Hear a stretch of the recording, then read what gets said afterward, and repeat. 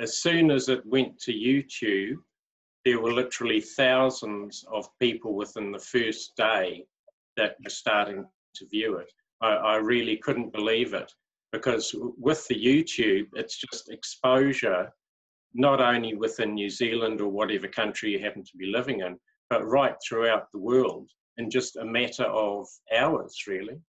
I mean, I don't think you can beat that in terms of exposure.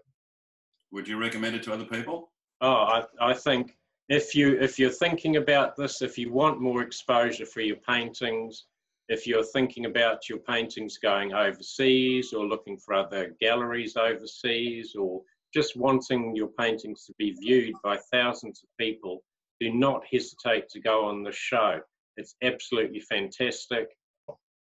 Go for it.